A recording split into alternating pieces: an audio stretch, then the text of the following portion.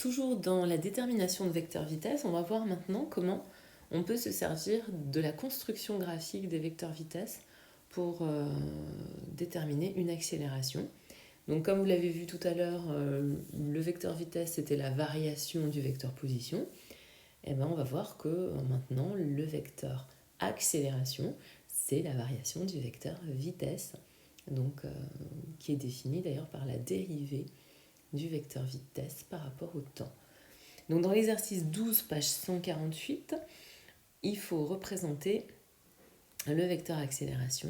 Pour ça, on a deux vecteurs vitesse en A8 et en A10, donc V8 et V10, et un point A qui se déplace dans un mouvement, on le voit, circulaire. Il n'est pas vraiment uniforme puisque la position entre les points n'est pas régulière au cours du temps. Et d'ailleurs, ces intervalles de temps entre deux positions sont de 0,5 secondes. Vous voyez que l'échelle est précisée, donc 10 carreaux sur le graphique correspondent à 1 carreau, à 1 mètre par seconde dans la réalité. Donc il faut reproduire le schéma, puis construire au point A9 le vecteur V10 moins V8, ça c'est la première étape. Donc là on vous dit un petit peu comment vous allez devoir faire pour résoudre le problème, sachant que vous avez comme objectif de représenter le vecteur accélération au point A10. Donc il va falloir se servir de la variation de vitesse. Et donc c'est défini comme le vecteur V10 moins V8 divisé par deux intervalles de temps, puisque comme dans l'exercice précédent, on a deux intervalles de temps. Donc on sait que le vecteur accélération du point 9 sera représenté au point A10, mais on va se servir donc de la représentation donnée. Ici, vous avez le vecteur V10 et il faut lui enlever le vecteur V8, donc qui a un angle à peu près de 81 degrés. Donc on va déplacer avec exactement ce même angle, se placer au bout de V10 et représenter le vecteur moins V8 puisqu'on veut lui enlever ce vecteur. Donc il nous faut préciser donc avec précision la même longueur. Donc ici la règle, on va la faire partir par exemple de là. On mesure une longueur de 3,5 cm. Donc il faut de la même façon faire partir le vecteur avec 1, 2, 3, 3,5 cm. Moi je l'ai fait un petit peu long. Donc hop, je le refais. Et cette fois avec un stylo un petit peu plus fin. Ce sera plus visuel. Donc on lui enlève avec une longueur de 1, 2, 3, 8,5. Je vais y arriver. Je découvre les outils graphiques. Hop, 1, 2, 3 et 3,5. On arrive ici. Hop, on donne un petit coup plus foncé. Et donc, on n'oublie pas de représenter la pointe de la flèche. Et je veux une belle pointe, s'il vous plaît, pas un truc. Voilà. Donc, pointe de la flèche. Fais-moi quelque chose. Voilà, c'est mieux. Et donc, la somme de ces deux vecteurs va donner le vecteur V10 moins V8. Donc, on va représenter, je vais le représenter en vert ici. Donc, il va partir du début de V10 et qui va arriver au bout de moins V8. Donc on le représente en vert. Hop.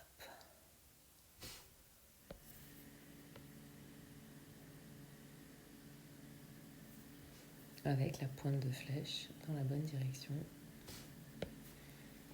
Ici, c'était celle-ci dans ce sens-là. Donc là, si on pouvait annoter, on écrirait, on peut d'ailleurs, que c'est le vecteur V10 moins V8 qui a été représenté.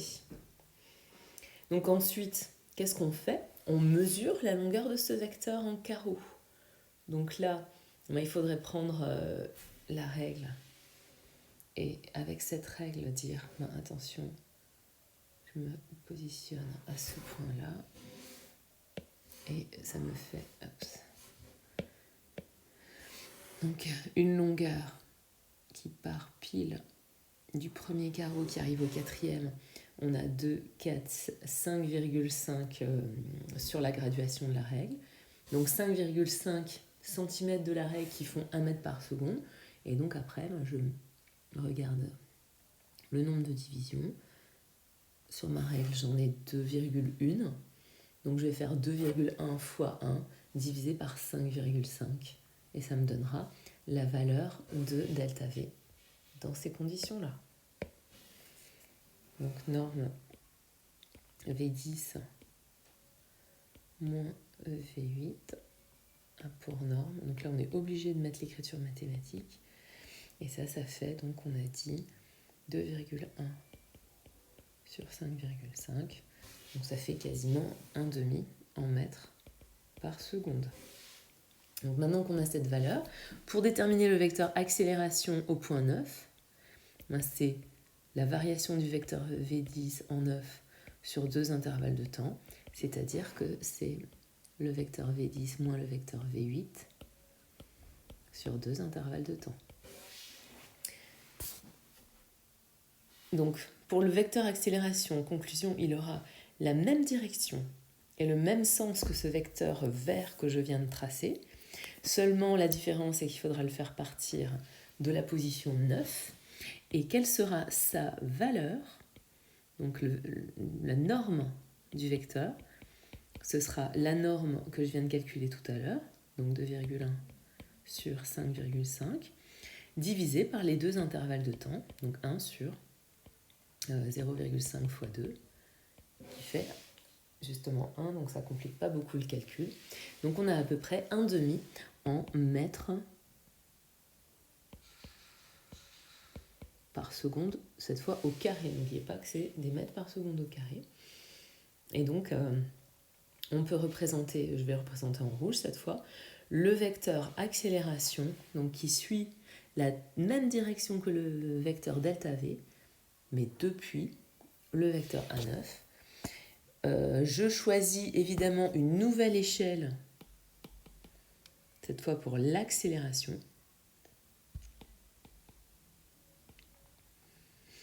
Et donc, on peut, comme on a 1,5 pour avoir un vecteur suffisamment long, on va prendre par exemple 2 carreaux qui correspondent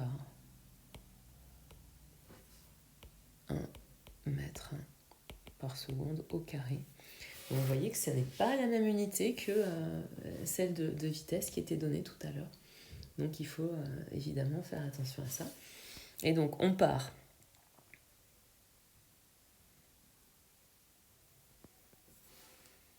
Je l'ai fait un petit peu long là.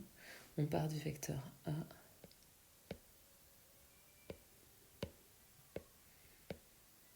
On a dit en rouge et on représente donc à peu près à la longueur d'un carreau, puisque 2 carreaux font 1 mètre par seconde. Et on a ici notre vecteur accélération au point numéro 9. Alors on obtient quelque chose qui est quand même assez particulier, c'est que dans le cas d'un mouvement circulaire uniforme, donc ici on voit que la position entre les points est pas loin d'être constante, on a le vecteur accélération qui pointe vers le centre de rotation. Donc ça peut être un élément intéressant à retenir. Mouvement circulaire, l'accélération est centripète en fait, c'est-à-dire pointer vers le centre. C'est le vocabulaire différent de centrifuge qui fuit le centre. Centripète.